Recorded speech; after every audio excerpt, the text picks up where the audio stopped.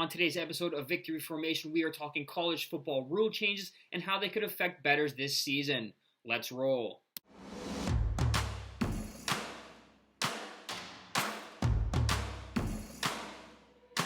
What's up, sports fans? My name is Chris, and you are now watching Victory Formation. We are a daily football betting show that covers both college football and the NFL. Today's Monday, July 10th, and in this video, we're going to be talking about the college football rule changes that have been implemented for the new season, and we're going to be talking about how they could affect us bettors moving forward. Now, I know we just went through a similar thing with the MLB and all their implemented rules for this current season that's ongoing. But I do believe the college football, rule changes this season are not going to have that big of an effect. For the most part, there is one rule change that could affect, both sides and total bets.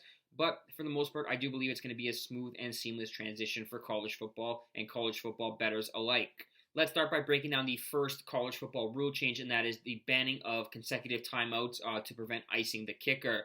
Look, this rule change is not going to matter much in the long run. It's going to save about a minute of your time. And in all fairness, I'm not even sure icing the kicker works. There's no scientific data that it either does or does not work. So we can get rid of the coaches burning consecutive timeouts for absolutely no reason other than to waste both teams' time. And this one should have no issues moving forward in terms of a long-term effect on bettors. The second rule change we have to adjust to is the elimination of untimed downs at the end of the first and third quarter. In previous seasons, there was the defensive penalty at the end of the first or third quarter. That team would get an untimed down instead of it being carried over to the start of the second and fourth quarters, respectively.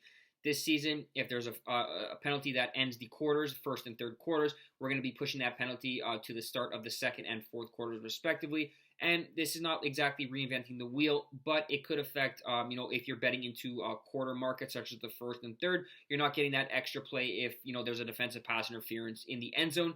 Could potentially swing a side or total for that first or third quarter market. And the biggest rule change we have to adjust to is now that the game clock will not stop after a first down unless it's in the final 2 minutes of either half. Under the old rule, the clock was stopped after every first down and was officially restarted when the officials awarded the first down mark.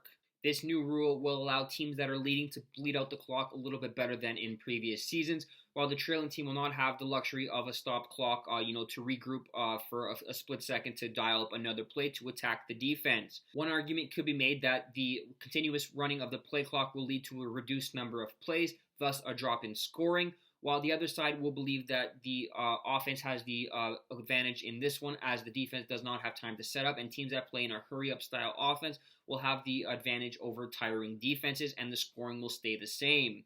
It'll be interesting to see how these three rule changes play out. Let me know in the comment section if you guys like the rule changes and if you think they're going to play a major role in terms of the betting markets this year.